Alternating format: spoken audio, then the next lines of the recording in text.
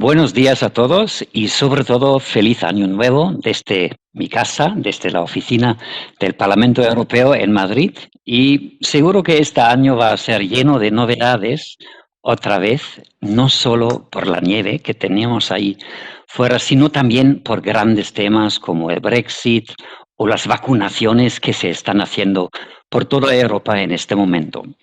Nosotros, desde la oficina del Parlamento Europeo en España, ya estamos trabajando en nuevos eventos y proyectos que os iremos contando a lo largo de estos meses que tenemos por delante. Pero seguro que seguiremos con nuestro formato Conversando con Europa, que es el formato que estáis viendo ahora mismo, nuestros desayunos virtuales en los que vosotros, los stakeholders, tenéis la oportunidad de conocer a uno de vuestros representantes en Bruselas, a uno de vuestros eurodiputados. Y hoy tengo el placer de contar con Ernest Urtasun, que es vicepresidente de Cataluña en Comú, integrado en el grupo de la Alianza Libre Europea, quien está al tanto de todas las novedades referentes a los temas económicos más ardientes de este momento. Y de hecho,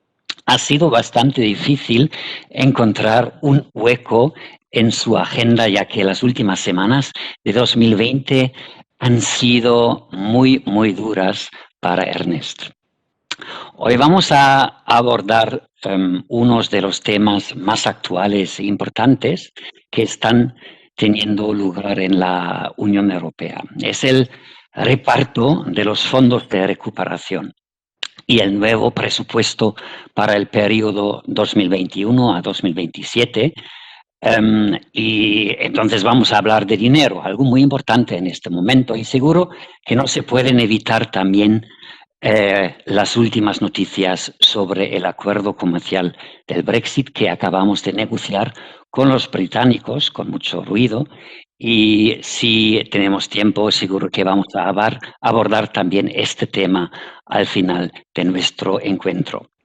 Ernest, tú eres licenciado en Economía y tienes un máster en Relaciones Internacionales y la pasión por la política viene de familia, por lo que desde muy joven has estado involucrado en asociaciones como, por ejemplo, el Movimiento de Estudiantes Progresistas de la Universidad Autónoma, si no me equivoco, y has sido también portavoz de los Jóvenes Verdes europeos y miembro del Bureau del Foro Europeo de la Juventud. Muchísimas cosas. También has representado esta organización en la Cumbre del Clima en Copenhague, entre muchas otras actividades. Después hiciste un parón en tu carrera política para dedicarte a la carrera diplomática, donde trabajaste en el Ministerio de Asuntos Exteriores y como consejero diplomático del secretario general de la Unión para el Mediterráneo, algo muy interesante también. A partir del 2014 decidiste volver a la aventura política y fuiste elegido como eurodiputado. Es un puesto que ocupas desde entonces formando parte de grupos con temas muy diversos que me impresiona mucho. Actualmente, por ejemplo, eres vicepresidente de la Asamblea Parlamentaria Euro-Latinoamericana, miembro de la Comisión de Asuntos Económicos y Monetarios, es el tema que nos va a ocupar hoy, y eres miembro y coordinador de la Comisión de Derechos de las Mujeres e Igualdad de Género y miembro suplente también de la Comisión de Asuntos Exteriores. Entonces, una gama de temas muy amplia.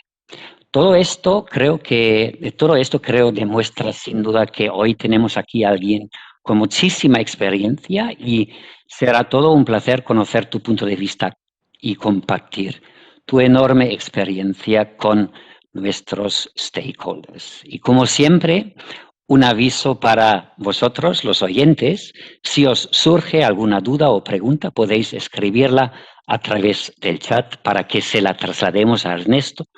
Y aunque también os dejaremos su correo electrónico por si queréis escribirle personalmente. No me entretengo más. Adelante, Ernest. Te cedo la palabra para una intervención pequeña para introducir tus temas. Bueno, pues gracias, Jürgen, y gracias a todos y a todas por estar aquí esta mañana. La verdad que nos ha costado encontrar fecha por una razón, que es que hemos estado en la negociación del reglamento del Fondo de Recuperación hasta las vacaciones de Navidad, hasta el parón navideño de hace pocas semanas, en una negociación que fue maratoniana, porque como muchos de vosotras sabéis, sufrimos un veto por parte de Hungría y Polonia al fondo, que estuvo en vilo durante semanas, y una vez ese veto se levantó, el trámite legislativo, que es, digamos, la negociación del texto del reglamento sobre cómo funcionaría el fondo, tuvimos que negociarlo a prisa y corriendo en algunas últimas semanas en diciembre, en una negociación que fue muy complicada y sobre la que os explicaré algunas cosas hoy, pero que afortunadamente terminó bien. Ya tenemos reglamento del Fondo de Recuperación, acordado tanto por el Parlamento aún tiene que validarlo en el Pleno, pero lo validó ayer a nivel de comisión parlamentaria, y el COREPER, que como sabéis es la reunión de los embajadores permanentes ante la Unión Europea, también validó el acuerdo, con lo cual tenemos ya un reglamento. Y eso es muy importante porque da certidumbre a todos aquellos países que ya están preparando sus planes de recuperación y que están ya en negociaciones con Bruselas sobre cómo será el fondo de recuperación. También os hablaré sobre esto en un ratito. Tengo un poco de sonido de fondo. No sé si alguien tiene el micro abierto, no sé si lo podéis apagar. Creo que es una de las cuentas de la organización. Bueno, continúo. Y si Agora News puede silenciarse, me hará un favor. Gracias. Cosas que pasan en el directo. Muchísimas gracias. Bueno, empiezo por una idea fundamental, que la habréis oído repetida muchas veces, pero que creo que es muy importante. La Unión Europea está dando una respuesta a la crisis económica del coronavirus completamente distinta a la que dimos en la crisis financiera. También es verdad que es una crisis de una naturaleza completamente distinta. La crisis financiera y de la deuda que tuvimos, primero financiera y después de la deuda que tuvimos a partir de 2008, fue una crisis asimétrica que no impactó a los países de la misma forma. Esta crisis es mucho más simétrica. El golpe en el crecimiento económico y en las cuentas públicas está siendo duro en todos los países y, por lo tanto, requería de respuestas distintas. Pero hay una cuestión fundamental. Creo que hay una voluntad europea en estos momentos, punto número uno, en tratar de acompañar con medidas efectivas a aquellas personas que están más impactadas por la crisis económica. Y segundo, sostener la actividad económica mediante instrumentos de inversión, cosa que no tuvimos en la última crisis, donde primó un enfoque de consolidación a toda pastilla de las cuentas públicas, lo que vino a llamarse la austeridad, que lamentablemente hizo que la eurozona saliera de la crisis financiera más tarde y en peores condiciones que otras zonas económicas como los Estados Unidos. Creo que hemos aprendido la lección y esta vez estamos haciendo las cosas de forma distinta. Porque ya antes del Fondo de Recuperación, creo que hay dos decisiones fundamentales que se toman y que un poco son, desde mi punto de vista, las principales decisiones en materia de política económica que se toman para afrontar la crisis. Una es la suspensión del Pacto de Estabilidad y Crecimiento, permitiendo que todos los Estados miembros gasten todo lo que necesiten para acompañar al golpe económico que están sufriendo los países.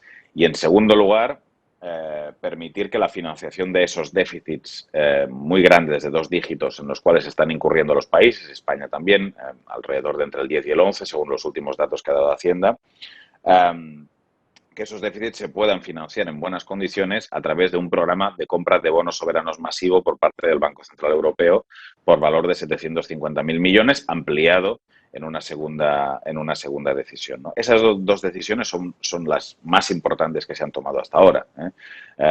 España no podría estar financiando los ERTES si esas dos decisiones no se hubieran tomado.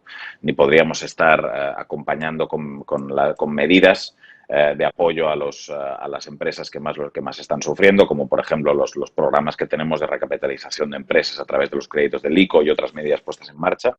Sin esas dos medidas, eso no se hubiera podido hacer, porque evidentemente nos hubiéramos ido a un incumplimiento del Pacto de Estabilidad. Eso hubiera puesto en marcha los mecanismos de sanción previstos en el Pacto de Estabilidad, y sin las medidas del Banco Central Europeo, el coste de la emisión de nuestra deuda en estos momentos en los mercados sería altísima y tendríamos serias dificultades para financiar nuestro déficit de 2 dígitos. Y esto es posible gracias al BCE.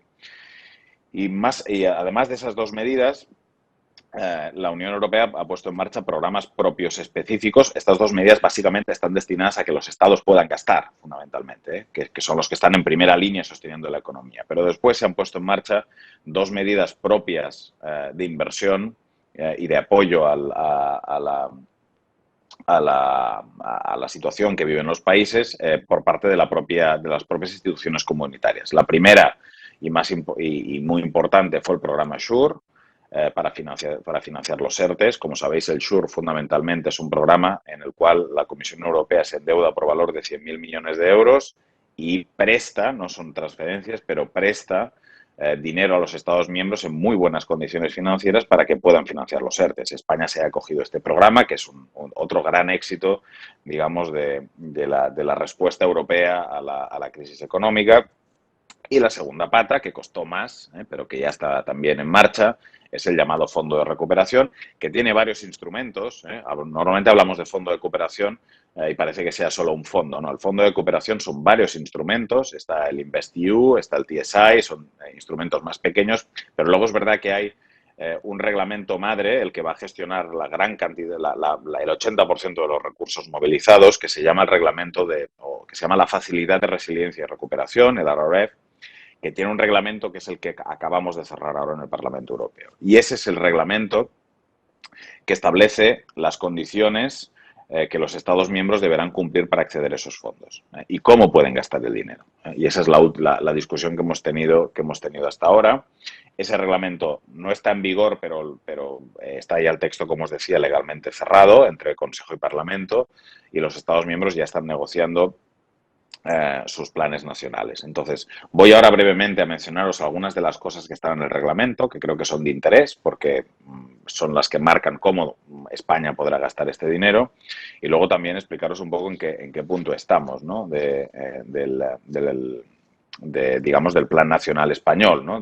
Con la información que tenemos desde el Parlamento, ¿no? Primero, la cuestión de las prioridades. Sabéis que el plan de recuperación tiene dos grandes prioridades, que son la cuestión de la transformación digital y la lucha contra el cambio climático.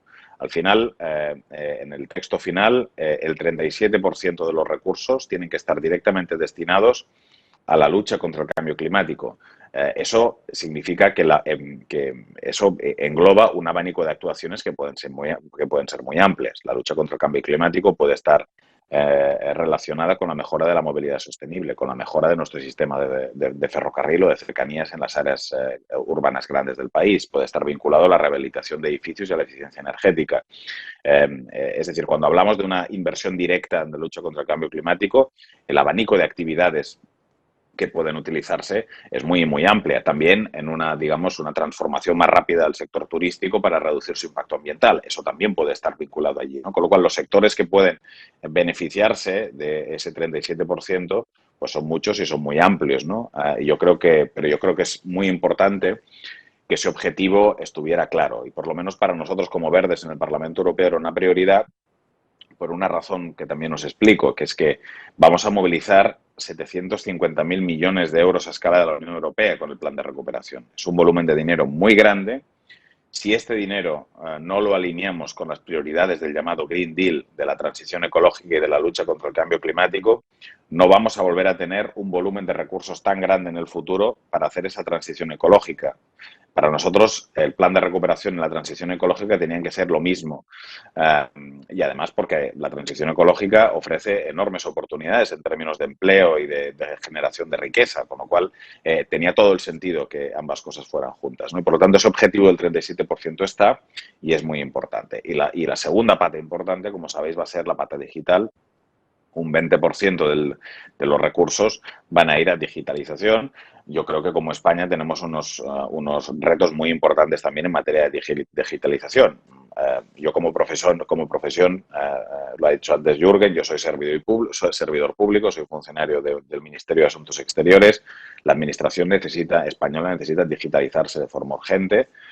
Y yo creo que y me consta que es uno de los retos que el gobierno va a tener encima de la mesa: digitalizar la administración, agilizar los trámites también, que eso beneficiará al conjunto de la economía, ¿no? No solo eso, evidentemente, pero esa parte también yo creo que va a ser muy importante, ¿no? Y después también el reglamento establece algunos otros objetivos que son importantes. Por ejemplo, habla de juventud, que yo creo que es una cuestión importante, que muchos de esos recursos pueden destinarse a la juventud. Ayer la ministra de Trabajo anunció que la formación profesional va a tener un enfoque particular y que se va a utilizar los fondos de recuperación también para reforzar la formación profesional. La inversión en el futuro de nuestros jóvenes y en capital humano es muy, muy importante. Yo creo que esa pata también es extremadamente relevante. Y después va a haber otra pata que le hemos llamado de resiliencia institucional y de preparación para crisis, ¿no?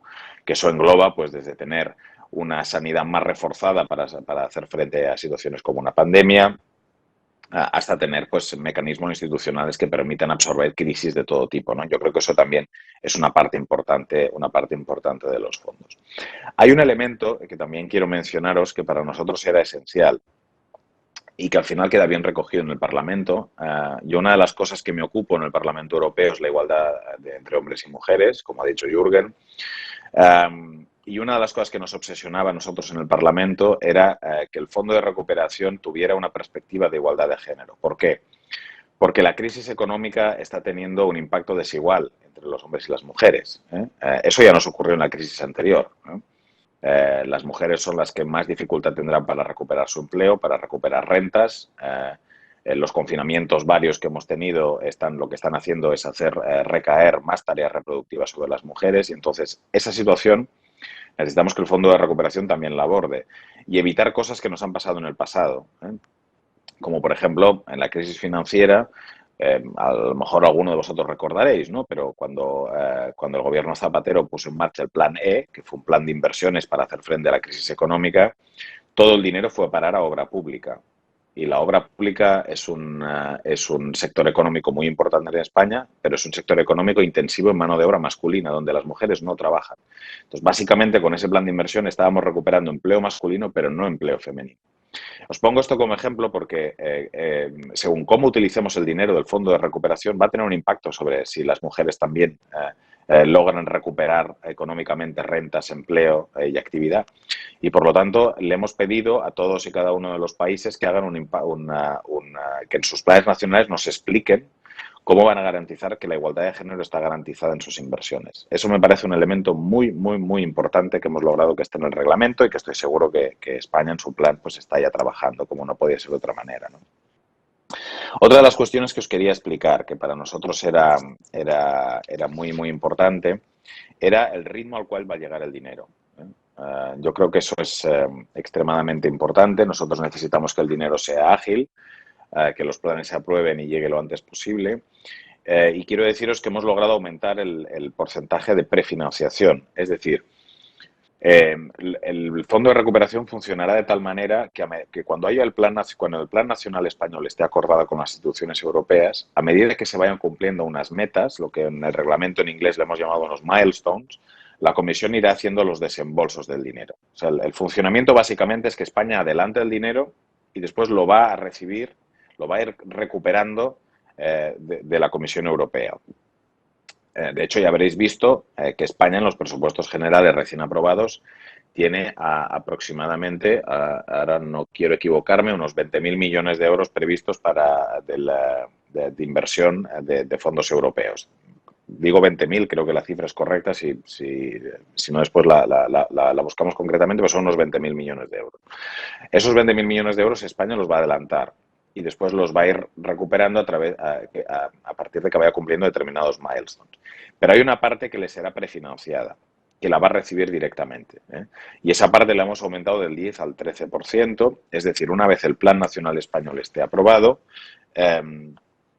la Comisión Europea directamente va a transferir a España el 13% de los fondos, que es el 13% de los 70 y pico mil millones de euros que tenemos asignados en transferencias.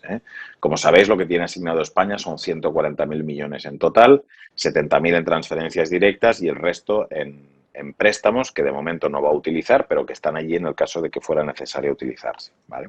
Entonces serían el 30%, el 13%, perdón, de las transferencias que España va a utilizar. Que abro paréntesis, si me permitís, esto fue uno de los grandes logros de la negociación del gobierno español en el Fondo de Recuperación. Porque el Fondo de Recuperación y particularmente las transferencias sufrieron una reducción importante del paquete global, del monto global europeo, pero el monto español no fue tocado. Esos 70.000 millones para España eran los inicialmente previstos por la Comisión y no fueron reducidos a pesar de que el monto global del fondo y de las transferencias se redujo, ¿no? Y esto es una cosa que creo que es importante y es relevante mencionar, ¿no? Por lo tanto, ahora de lo que se trata, y en el punto en el que estamos, y entro ya en la cuestión de qué punto nos encontramos en el momento en el que España está finalizando su plan de recuperación, está en diálogo con la Comisión Europea. La Comisión Europea tiene creada una task force, que es un grupo de altos funcionarios encargados de hacer el seguimiento de los distintos planes nacionales. Y una vez la task force y el gobierno español terminen de acordar lo que será el plan de recuperación, pues se va a empezar a poner en marcha y España va a poder empezar a invertir el dinero y España va a poder empezar a cobrar esa parte de prefinanciación y a empezar a cobrar a medida de que vaya cumpliendo los milestones. Es muy importante que agilicemos ese proceso lo antes posible. Ayer la vicepresidenta económica, Nadia Calviño, dio datos sobre el impacto positivo que podía tener una llegada ágil de los fondos de recuperación en el crecimiento español el año que viene. Si los fondos van tarde, que estaremos hablando de una recuperación, según los datos que ha dado el Ministerio de la Vicepresidencia de Economía, de un crecimiento del 7%, que puede subir hasta el 9%, en el caso de que los fondos se agilicen por el efecto multiplicador, evidentemente, que las inversiones pueden tener, ¿no? Son datos que muchos analistas han considerado optimistas. Quizá lo son, no lo niego, pero en cualquier caso, el hecho de que los fondos lleguen antes y de forma ágil es muy importante. Yo creo que la economía española, visto más en general, su rebote, el esperado rebote este año, se producirá si en buenas condiciones, si se cumplen para mí dos objetivos fundamentales, ¿no? El primero es que la vacunación funcione y que podamos tener movilidad europea. Eso es lo más importante porque, como sabéis, al final los sectores que tiraron de la recuperación en la economía española en la crisis anterior fueron las exportaciones y el turismo. Nosotros necesitamos hacer una buena campaña turística en verano, es así, y eso solo lo podremos hacer si la vacunación es ágil y funciona. Y aquí hay que reconocer, tenemos un gran punto de interrogación, no sabemos hasta qué punto la vacunación o cuánto tardaremos en tener inmunidad de grupo, pero esto es un elemento fundamental, que la vacunación sea ágil y permita movilidad para que el turismo funcione. Segundo elemento, que los fondos de recuperación europeos lleguen de forma lo antes posible, ¿no? Yo creo que esos dos elementos son de alguna manera fundamentales, ¿no? Y finalmente, después hay en materia, en lo que se refiere al fondo de recuperación, hay una cuestión que políticamente va a ser muy relevante en las próximas semanas y que también os quería mencionar.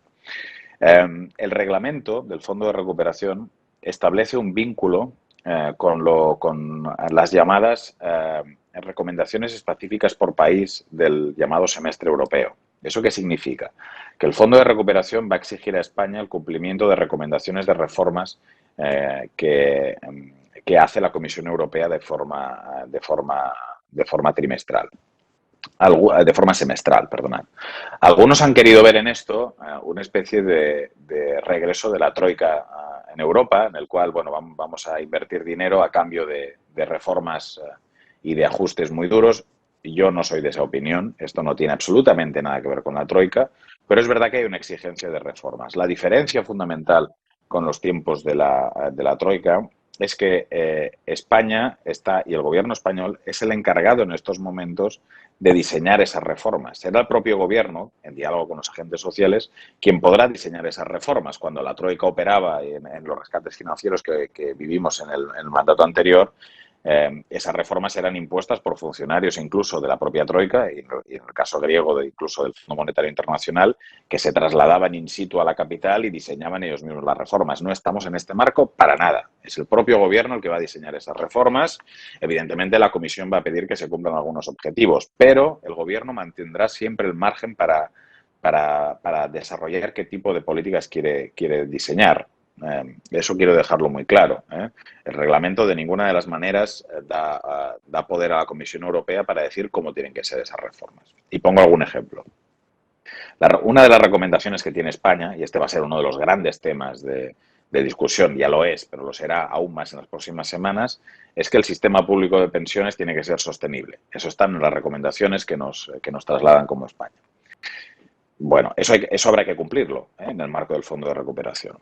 Ahora, ¿eso significa que va a tener que aplicarse el índice de sostenibilidad de las pensiones o que vamos a tener que pegar un hachazo a las pensiones para hacerlo sostenible? No. Lo que la Comisión va a decirte es que tu sistema público de pensiones tiene que ser sostenible. Si eso tú lo haces aplicando el índice de sostenibilidad o pegándole un hachazo a las pensiones, o lo haces trasladando pensiones no contributivas a los presupuestos generales del Estado y encontrando otras vías de financiación para mantener tu sistema actual, eso es tu decisión de política pública como España. Yo solo te pido que tu sistema sea sostenible, ¿no? Por lo tanto, ahí la Comisión evidentemente querrá ver los detalles y nosotros desde el Parlamento Europeo vamos a estar muy atentos en que la Comisión no se exceda en la prescripción de esas reformas, porque evidentemente algunos altos funcionarios de ECFIN a veces les gusta limitarse en las funciones que tienen a la hora del diálogo con los Estados miembros, pero el gobierno tendrá capacidad para decidir qué tipo de opciones tiene. Y desde ese punto de vista, en materia de pensiones, pues España ha llegado a un acuerdo en el marco del Pacto de Toledo, que creo que es una base muy, muy, muy importante de consenso entre las fuerzas políticas para presentar una buena propuesta de reforma a Bruselas. Y la otra gran pata va a ser la reforma del mercado laboral, desde luego, donde ayer, por lo que he visto en prensa esta mañana, la ministra de Trabajo ya estuvo reunida con los agentes sociales con la voluntad también de que haya un acuerdo en el marco de la concertación con los agentes sociales. Yo creo que esa también es la vía que hay que seguir. Por lo tanto, pero esa pata de reformas va a estar vinculada al Fondo de Recuperación, ¿no? Y esto, evidentemente, pues generará debate político intenso en las próximas semanas. Esto era un poco lo que quería trasladaros, ¿no? Un poco porque Jürgen me dijo que 20 minutos, llevo 20 minutos exactos, con lo cual no quiero excederme más. Quería haceros un poco de panorámica de cómo he visto la respuesta europea a la crisis del COVID, cómo estábamos con el Fondo de Recuperación, cómo ha ido la negociación del reglamento. Y bueno, quizá lo dejo aquí, tenemos media hora para preguntas, incluso si después en el debate sale cuestiones relacionadas al Brexit, Jürgen, como ya has mencionado, cualquier otro tema, pues encantado de responderlas. Muchísimas gracias. Muchas gracias a ti, Ernest. Creo que eso ha sido muy interesante de escuchar todo esto de una persona que ha trabajado intensamente con este tema en las últimas semanas. Os animo a todos a ponernos las preguntas que tenéis, pero quiero empezar con una pregunta mía, Ernest, si me permites. Cuando se ha repartido un poco el dinero de estos fondos, siempre hemos dicho que son Italia y España los países más golpeados por la pandemia. Y ahora vemos que también tenemos muchísimos problemas en Alemania, en Dinamarca, en Suecia. ¿Esto complica un poco el reparto del dinero? ¿Se queda así o crees que estos países también van a pedir más fondos del Next Generation? No, yo creo que de la primera tanda de los 750.000 millones de euros del fondo, el reparto está ya acordado y no va a tocarse. Y de hecho, nosotros como Parlamento decidimos no tocar los criterios de reparto. El reparto se hace en base a unos criterios en los cuales España sale favorecida porque el aumento del paro es uno de los criterios y eso como tenemos un paro elevado, lamentablemente, y más después de la crisis económica, pues, pues hace que España sea más favorecida, y también tengo que decirlo, porque el gobierno negoció bien en esa negociación. Pero España e Italia, que son las dos economías más grandes, pero también son dos economías muy grandes y con menos margen fiscal del que tiene, por ejemplo, Alemania. Pensad que, como os decía al inicio, la mayoría de la respuesta económica que se está dando en los países se está dando a nivel nacional, lo están dando los países. Gracias, como os decía al principio, a que está suspendido el Pacto de Estabilidad y a que el Banco Central Europeo sostiene nuestras emisiones de deuda. Si no, no podríamos. Pero el Fondo de Recuperación Europeo, digamos, es un añadido o una ayuda, pero el trabajo fundamental lo hace el gasto nacional. Y aquí lo que tenemos es que, evidentemente, hay países con mucha más capacidad de gastar. De hecho, de todos los fondos movilizados de la crisis del COVID, el 50% los ha movilizado Alemania en su economía, ¿no? El 50%, porque Alemania tiene mucho más margen fiscal, ¿no? Entonces, Italia y España tienen menos margen fiscal, menos capacidad de endeudamiento, y eso también hace, pues, que tengan más necesidad de apoyo a través del Fondo de Recuperación. Y eso es muy importante porque necesitamos que dentro de la Unión Europea haya una cierta nivelación en todos los países de la respuesta económica, porque si no lo que hacemos es distorsionar la sacrosanta competencia del mercado interior. Es decir, si las empresas alemanas reciben más apoyo en la salida de la crisis que las empresas italianas o las empresas españolas, eso va a generar una distorsión de la competencia. Vamos a situar nuestro tejido productivo y empresarial en una situación de desventaja en relación a otros países que han recibido más ayudas, ¿no? Bueno, y eso, de hecho, como España tiene menos capacidad de respuesta, en algunos casos ya lo hemos notado, ¿no? Un caso que me es muy cercano, ¿no? El cierre de la planta de Nissan en Barcelona tiene que ver, entre otras cosas, en una reorganización del grupo Renault, que fundamentalmente es gracias a las ayudas que el gobierno francés puede dar y que el gobierno español no. Entonces, bueno, ese desnivel es peligroso. Entonces, es importante nivelar. Y la manera de nivelar es que los países que tienen menos capacidad de invertir reciban más del fondo de recuperación, ¿no? Esa es un poco la idea, ¿no? Y yo creo que desde ese punto de vista, creo que los fondos, el reparto no se va a tocar. Otra cosa es, y con eso termino, si en un periodo razonable de tiempo vemos que los fondos son insuficientes, cosa que creo, desde mi punto de vista, es un debate que va a llegar, y probablemente en algún momento plantearemos que el fondo tiene que ampliarse. Pero bueno, ahora aún es pronto para llegar allí, pero creo que en algún momento llegaremos. Y también recuerdo tiempos en los que la situación era más bien al revés. Teníamos países que tenían problemas en absorber todo el dinero que les estábamos ofreciendo con los fondos de cohesión, por ejemplo, o con el plan de inversiones que hemos tenido de 2014 a 2018. ¿Crees que esta situación puede volver también? Que algunos países que no tienen suficientemente proyectos para absorber toda esta financiación. La absorción de los fondos es un reto, sin duda. Esto es un reto muy importante.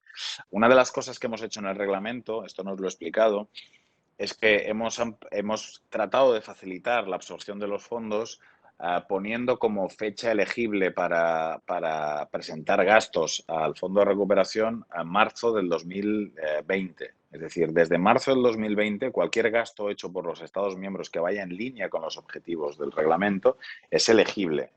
Eso está destinado a permitir que los países puedan absorber de forma más fácilmente los fondos, ¿no? Eso por una parte, ¿no? Pero después hay que decir que España es un país que absorbe bien sus fondos estructurales y de cohesión. Hay una gran confusión con esto, también porque, bueno, lamentablemente alguna gente ha querido criticar de forma muy abierta que España era un desastre en gestión de fondos de cohesión. No es verdad.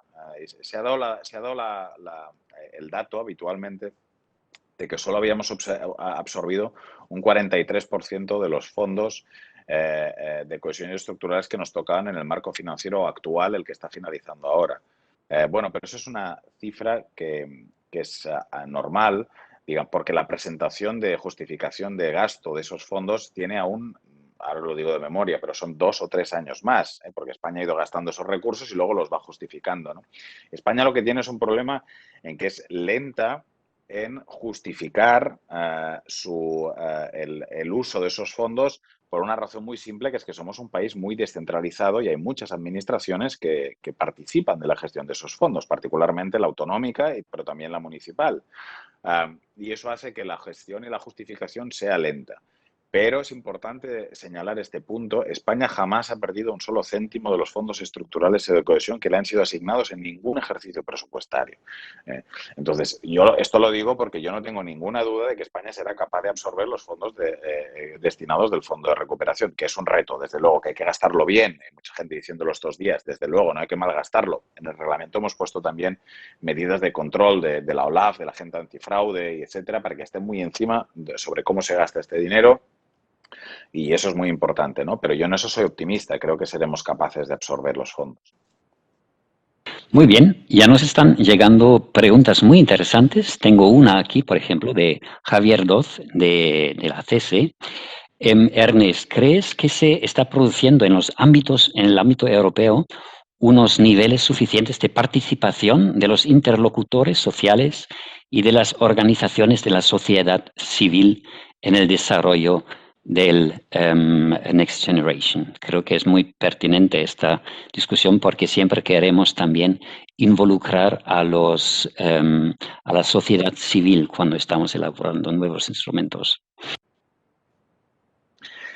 No, no de forma suficiente, ¿eh? Yo en eso estoy de acuerdo. También es verdad que, digamos, por romper una lanza también en favor de la Comisión en este tema, ¿no? Me da la sensación de que estamos teniendo que correr tanto que nos estamos saltando etapas, pero desde luego la etapa de la consulta con los interlocutores sociales no deberíamos saltarla. Tengo que deciros que en el reglamento está establecido que en los planes nacionales deberá haber consulta con los agentes sociales, es decir, todos los países están obligados a hacer consulta con los agentes sociales para el desarrollo del fondo, no solo, también hemos puesto, por ejemplo, una consulta con las administraciones regionales y municipales, que en el caso de España eso es muy importante, pero los agentes sociales deben jugar un protagonismo esencial. Y también, sobre todo, por lo que se refiere a las reformas que van a ir asociadas al Fondo de Recuperación. Yo, bueno, me alegro que ayer, como viene siendo habitual, porque, digamos, una de las cosas que se ha hecho muy bien desde el Ministerio de Trabajo en los últimos meses es que la concertación social está funcionando muy bien. Con los ERTES yo creo que ha sido un éxito desde el inicio, y creo que la ministra Díaz tiene voluntad también de que ese diálogo social también se traduzca y se produzca para el desarrollo, para el diseño de las reformas que se van a presentar ante Bruselas, ¿no? Yo creo que eso es una muy buena noticia, ¿no? Entonces, el reglamento sí mandata a los distintos países a que garanticen la participación de los interlocutores sociales. Creo que tenemos un hueco más grande a nivel de la interlocución europea, y me consta que la Confederación Europea de Sindicatos, por ejemplo, no está del todo satisfecha en esto, en cómo está yendo, y yo creo que ahí desde el Parlamento sí vamos a tratar de incidir un poco más, ¿no? en mejorar esos canales de comunicación que hasta ahora no han funcionado demasiado. Muy bien, tenemos aquí una pregunta muy interesante en relación al plan de pensiones que has mencionado con anterioridad. Se habla sobre un producto pan-europeo incluso de pensiones individuales, complementario y voluntario. ¿Cómo puede este proyecto beneficiar a la inversión a largo plazo? Bueno, el producto de pensiones paneuropeo que fue aprobado en el mandato anterior, eso es un proyecto que vino del mandato anterior, en su día generó un poco de preocupación porque parecía que desde algunos sectores preocupaba que eso pudiera afectar los sistemas públicos de pensiones. No, no es el caso, ¿eh? Es decir, los sistemas públicos de pensiones son una cosa y esto básicamente, el proyecto de paneuropeo de pensiones, que es referido a pensiones privadas, básicamente el objetivo que tenía que hacer era armonizar unas determinadas normas sobre los planes de pensiones privados que tenían que cumplir, pero eso fundamentalmente se hacía porque en algunos países de la Unión Europea existe un fraude importante en los planes de pensiones privados y se quería dar una especie de sello de garantía europeo para evitar que eso se produjera, ¿no? Lo que pasa es que desde muchos sectores, y yo también me sumé a esa crítica de alguna manera, nos parecía que focalizar los esfuerzos por parte de las instituciones europeas en proteger los planes de pensiones privados y no tanto en proteger al llamado Pilar 1, a las pensiones públicas, pues quizá las prioridades eran equivocadas, ¿no? Pero es importante sobre ese proyecto decir que, uno, no afecta a las pensiones públicas. No estamos hablando que ese proyecto vaya a suponer ningún tipo de recorte al sistema de pensiones públicos para nada. Simplemente se hacía para evitar que determinados productos de pensiones que se vendían en determinados lugares dejara de hacerse. Pero creo que ahora lo que sí es importante es que pongamos el foco en el refuerzo de los sistemas de pensión públicos, ¿no? Y en eso yo creo que también una de las cosas que debemos garantizar, y nosotros del Parlamento estaremos muy atentos a eso, es que en las distintas reformas que van a ir asociadas al plan de recuperación, que si se exige a un país, como se está exigiendo a España, que el sistema de pensiones público sea sostenible, eso nos parece bien, pero que si España decide que eso lo hace a través del refuerzo y no del recorte del sistema público de pensiones, a través de nuevas fuentes de financiación, como os decía al inicio, que evidentemente eso sea respetado por parte de la Comisión Europea, ¿no? En fin, espero que así sea y en cualquier caso os puedo asegurar que desde el Parlamento estaremos muy, muy, muy encima de esas negociaciones para que eso se respete. Y creo que entra también mucha en las negociaciones sobre los mercados de capitales, ¿no? Eso ha sido una medida más bien en este También. contexto. La gente también está preguntando mucho sobre las prioridades. Por ejemplo, Javier de Vicente quiere saber cuáles son las otras prioridades. Tenemos el cambio climático, unos 40%, tenemos la digitalización, unos 20%, y otra pregunta que va un poco en esta dirección de Amadeo Cuñas, que es estudiante de criminología. Se habla mucho de inversión en cambio climático, pero no va siendo hora de que la Unión Europea se plantee crear una agencia europea de energía que sirva como herramienta pública en generación de energía limpia. Es más bien general, pero quizás puedes decir algo en este contexto también. Sí, sí, sí.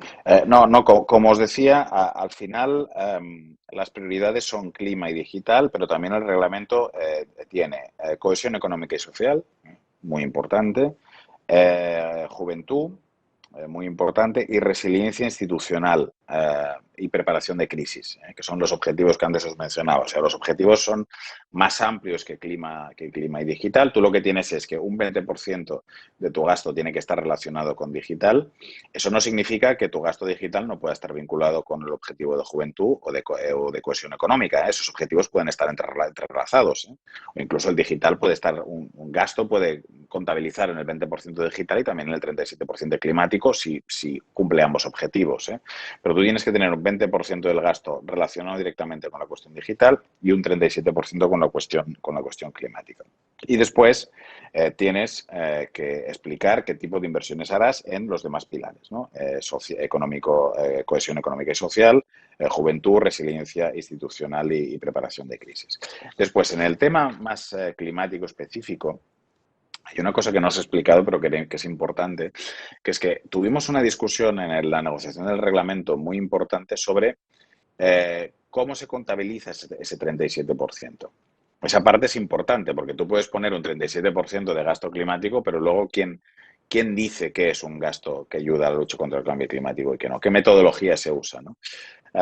Y de ahí el Parlamento corrigió lo que inicialmente habían propuesto la Comisión y el Consejo, que era usar una vieja metodología de la OCDE que se llaman los Rio Markers, que es una metodología muy antigua y que permite que inversiones que no son para nada sostenibles sean contabilizadas como lucha contra el cambio climático. Por ejemplo, en los Rio Markers, una grandísima obra hidráulica o cualquier inversión que tenga que ver con el agua, que algunas son sostenibles pero otras no, una gran obra hidráulica no tiene por qué ser sostenible, normalmente no lo es, pudiera ser contabilizada. A nosotros como Verdes eso nos horrorizaba y entonces hemos cambiado esa metodología por una metodología nueva que está en el reglamento, más ambiciosa, más estricta, vinculada a otro reglamento de la Unión que se llama el Reglamento de la Taxonomía, que establece de forma muy clara qué es y qué no es una inversión climática, ¿no? Y después la otra cosa que hicimos, esto no lo he dicho, es muy importante, introducimos en el reglamento una cosa que se llama el principio de do not significantly harm, que significa que ningún gasto, no el 37, sino el 100% del fondo, ningún euro de ese fondo puede ir destinado a actividades que dañan significativamente los objetivos ambientales y climáticos de la Unión. Con eso que hemos hecho, hemos excluido prácticamente todos los combustibles fósiles de la elegibilidad del fondo, salvo una pequeña parte del gas, que sí será elegible, pero ese fondo no puede ir a ningún combustible fósil, no puede ir a petróleo, no puede ir a carbón, todo esto queda absolutamente excluido. Y eso era muy importante porque, como os decía, si no alineamos estos recursos con la lucha contra el cambio climático, vamos a diverger y no vamos a cumplir ese otro objetivo que tenemos, que seguramente os sonará, que es que de cara al 2050 Europa tiene que ser una economía descarbonizada, neutra en emisiones de carbono, ¿no? Y eso para nosotros era importante. Después, sobre la cuestión concreta de si necesitamos una agencia europea de la energía, bueno, hemos tenido durante muchos años una comunidad nuclear, como sabéis, pero desde luego cualquier cosa que sea avanzar en la unificación del mercado energético europeo y a nosotros como Verdes nos parecerá bien, siempre que eso esté alineado con los objetivos climáticos de la Unión, ¿no? Y eso yo creo que es lo más importante. Muchas gracias, muy interesante. Nos están entrando muchísimas preguntas. No voy a hacer todas las preguntas, pero como ya he dicho, también vais a tener la posibilidad de dirigiros directamente a Ernest. Hemos puesto el email en el chat.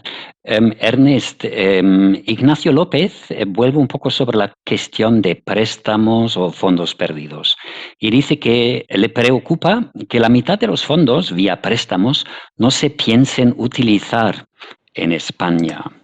¿Esta situación será también en otros países como Italia, por ejemplo? Sí, se da.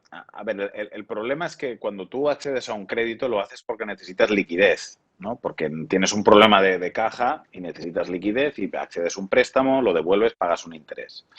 Entonces, yo creo que la parte de los préstamos, igual que otra línea de crédito que está en el antiguo mecanismo europeo de rescate, en el ESM, European Stability Mechanism, que quizás sonará, pero bueno, no entro allí porque ya es otro debate, pero también era una línea de crédito. Entonces, la pregunta que tenemos que hacernos no es tanto si es bueno o malo que España use liquidez europea. El problema es si la necesita. ¿Necesita España liquidez en estos momentos? La pregunta es que no.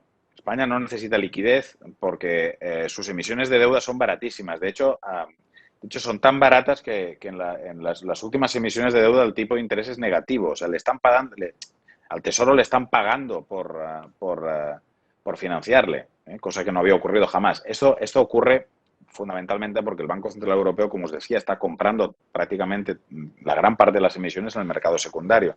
Entonces, cuando tus emisiones de deuda son tan baratas, incluso te están pagando por endeudarte, tú no tienes problemas de caja, no tienes problemas de liquidez. Entonces, ¿necesitas acceder a una línea de crédito adicional europea? Probablemente no. Yo creo que esa es la razón por la cual España e Italia han decidido no utilizarla. ¿La van a poder necesitar en el futuro si los spreads suben y endeudarse vuelve a ser caro? Quizás sí, y ahí está, y está muy bien que esté, ¿no? Pero ahora mismo España no necesita liquidez, ¿no? En cambio, lo que sí necesita son transferencias directas, eso sí, claro. Los 70.000 millones de euros del Fondo de Recuperación es una transferencia, una inversión directa que hace Europa en España, ¿no? Y eso sí, pero liquidez ahora no necesitamos. Claro, como tú dices, la situación también puede cambiar fácilmente, ¿no? Efectivamente. Sí. Tengo aquí a Jesús Gallego, UGT, que se aprovecha del hecho de que tú estás aquí, aunque su pregunta no tiene nada que ver con el fondo, pero con uno de tus temas, que es la igualdad de género. Con respecto a este tema, la presidenta de la Comisión anunció una medida vinculante de transparencia salarial que se llevaría a cabo en los primeros 100 días de su mandato, pero aún no se ha materializado. ¿Tienes realmente confianza en que ésta tenga en cuenta los informes de impacto de género? La verdad que esa es una directiva que hace muchísimo que estamos peleando y fue anunciado por la presidenta de la Comisión, efectivamente, al inicio, y está en el plan de trabajo de la Comisión y se hará, se hará, creo que se hará. Básicamente la idea es obligar a las grandes empresas a hacer públicas sus escalas salariales para evitar la discriminación salarial entre hombres y mujeres. Eso es algo que han hecho en Islandia con mucho éxito. Lo estamos copiando los islandeses y la idea es que sea una directiva europea. No es la única, también tenemos parada en el Consejo desde hace muchos años la directiva de cuotas en los consejos de administración de las grandes empresas. Es decir, tenemos muchas iniciativas en materia de igualdad de género que necesitan un impulso. Yo siempre me he quejado en los últimos años de que ese tema no ha estado en el top of the agenda, como una prioridad de las instituciones europeas y debería estarlo, ¿no? Entonces, esa propuesta de directiva de transparencia salarial debería haberse presentado en diciembre para cumplir con los 100 días que había prometido la Comisión. Lo que sabemos es que está encallada en una cosa que se llama consulta interdepartamental dentro de la Comisión Europea. Cada vez que la Comisión Europea presenta una iniciativa legislativa tiene que hacer unas consultas internas que todos los departamentos tienen derecho a opinar. Y se nos han callado un poco allí, pero la información que tenemos es que en enero eso será publicado. Es decir, que este mes esa directiva va a ser publicada, ¿no? Y efectivamente, pues lo que intentaremos será agilizarla lo mejor que podamos. Eso tendrá un trámite legislativo en el Parlamento en el que podremos hacer enmiendas, etcétera. Así que también a la representante de UGT que me ha hecho la pregunta, decirle que como yo voy a seguir esa negociación en nombre de mi grupo, cualquier propuesta de mejora de esa directiva que considere que me la pueda hacer llegar a través del correo, estaré encantado de echar una mano. Muchas gracias por esto, Ernest. Tengo aquí una pregunta de Alejandra Fernández que está vinculando un poco tu pasado en el Ministerio de Exteriores con lo que estás haciendo hoy. Has hablado sobre la digitalización de la diplomacia, sabiendo que en estos momentos la diplomacia se está transformando y existe la diplomacia de la innovación. ¿Se va a colaborar con el equipo o con un equipo de comunicación externo para vender el instrumento? Bueno, yo desde luego me parece que la digitalización de la administración tiene que llegar a todos los niveles, ¿no? Y también creo que los servicios el servicio exterior, el español y de todos los países, pues también tiene cosas mejorar. Yo ahora hace exactamente 10 años que no piso el Ministerio de Asuntos Exteriores español, con lo cual no sé exactamente, seguramente habrá mejorado mucho desde que yo trabajaba en las Torres Ágora, ¿no? Pero estoy seguro, pero bueno, en general la administración española necesita dar un salto, igual que todas las administraciones en Europa, ¿no? Y creo que esta es una muy buena oportunidad y evidentemente pues el Servicio Europeo de Acción Exterior y los cuerpos diplomáticos nacionales pues creo que también pueden beneficiarse de ello, ¿no? Espera. ¿Y crees que el impuesto digital del que hablamos en este momento podría ser una nueva fuente eficaz de ingreso a largo plazo para la Unión Europea, no solo hablando del Next Generation, pero también del marco plurianual? Sí, esta es una cosa que no he mencionado, pero que es una de las grandes novedades del acuerdo del Next Generation, del Fondo de Recuperación y del marco financiero plurianual, que es que por primera vez hay un calendario para la introducción de recursos propios nuevos en la Unión. La Unión no introduce un recurso propio nuevo desde los derechos de aduana en los años 50. La Unión se financia con los derechos de aduana y con las contribuciones de los Estados miembros, fundamentalmente, pero hace muchísimos años que no establecemos un recurso propio nuevo. Y la idea es que el Fondo de Recuperación, ese endeudamiento de la Comisión por valor de 750.000 millones de euros, se repague con recursos propios de la Unión. Entre ellos el impuesto digital, pero también otros. Hay previsto un impuesto al plástico, un impuesto a las transacciones financieras, la FTT, que hace mucho que estamos trabajando que estamos trabajando para ello. Es decir, va a haber introducción de un impuesto de ajuste al carbón en frontera, que significa que vamos a gravar los productos intensivos en carbón que vayan a entrar dentro del mercado único. Es decir, esa parte de la introducción de recursos propios nuevos es una de las otras grandísimas novedades del acuerdo del Fondo de Reconstrucción y del MFF, ¿no? Y en el caso del impuesto digital, hay una cosa que es importante entender, que este impuesto es fundamental porque los grandes colosos digitales, que son muchos, la gran mayoría norteamericanos, su modelo de negocio escapa a la tributación tradicional. Ellos básicamente hacen negocio a través de lo que es la gestión de los datos que ellos tienen, que como podéis imaginar son los míos y los vuestros y los de todos. Ellos hacen negocio en base a la gestión de esos datos. Y eso escapa a la tributación tradicional. Y necesitamos grabar lo que es una actividad que le reporta muchísima riqueza, ¿no? Y eso es lo que hace que tengamos que introducir nuevos impuestos, ¿no? Y este impuesto digital será una realidad en Europa. Estoy seguro, además, que con el cambio de administración en Estados Unidos vamos a tener menos agresividad de la administración Biden en contra de ese impuesto, porque el problema fundamental que ha tenido este impuesto es que Trump ha sido extremadamente agresivo en contra y la Unión Europea ha sido extremadamente a veces reticente a dar el paso, ¿no? Ese paso se dará y tendremos impuesto digital europeo. Muy bien, y quizás una última pregunta que va un poco en la dirección de la digitalización. Nos pregunta Francisco Gómez, Hernando, que es doctor en sociología. Ernest, la población europea está envejeciente a una tasa mayor que otros países, obviamente. ¿Hay algún plan europeo para rejuvenecer el tejido social? Pues si la robotización se ampliara entre sector de la sociedad. Entonces, ¿cómo va a cambiar el tejido empresarial con la digitalización? No, nosotros tenemos un problema serio de envejecimiento que al final se va a traducir en un problema de financiación de las pensiones, efectivamente, todo el mundo lo sabe. La única manera de contrarrestar esto es con la llegada de inmigración. Al final, bueno, hoy no hablaremos de inmigración porque es todo un debate enorme, ¿no? Pero la Unión Europea necesita mucha migración en los próximos años, será muy importante.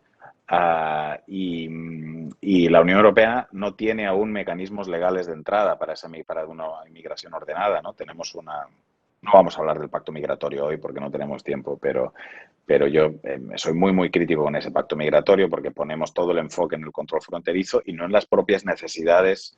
Primero en el respeto de la legalidad internacional y de los derechos humanos, por supuesto, pero después también en un enfoque también pensado en las necesidades económicas que tiene la propia Unión, y la Unión necesita migración, ¿no? Para un proceso que es de envejecimiento que es muy claro, ¿no? La mayoría de países tiene una tasa de natalidad bajísima, salvo Francia. Alemania, por ejemplo, y España tienen unas tasas de natalidad que son bajísimas. Creo que Francia es el único país que se mantiene una tasa de natalidad superior a 2. Y por lo tanto vamos a necesitar esa inmigración. ¿Qué papel jugará la robotización? Yo creo que no soy un experto en eso. Tampoco quiero deciros cosas que sean bobadas. Pero probablemente creo que aún es pronto para saber exactamente qué impacto tendrá la robotización en el futuro del mercado de trabajo y del envejecimiento de nuestra población. Y creo que es un poco lo que dicen los expertos serios, ¿no? Nadie puede decir nada concreto en este momento. Es muy difícil, ¿no? En 5 años podríamos vivir en un mundo totalmente distinto. Pues esa ha sido una hora que ha pasado muy rápidamente. Muchas gracias, Ernest. Ha sido muy interesante hablar contigo, tener esta conversación contigo. A los stakeholders, otra vez, si tenéis todavía una pregunta, podéis mandar un email a nosotros o a Ernest. Y os agradezco mucho la participación. Te agradezco a ti la participación, Ernest. Y cuento con todos vosotros para los próximos conversandos. El viernes, por ejemplo, tenemos un conversando con Mónica Silvanes González y vamos a hablar sobre el Pacto Verde y las implicaciones para los países en vías de desarrollo, que también es un tema muy interesante, muy distinto del tema que hemos tenido hoy. pero seguimos conversando con los eurodiputados en Bruselas. Muchísimas gracias a todos y hasta la próxima vez. Gracias a vosotros. Hasta la próxima.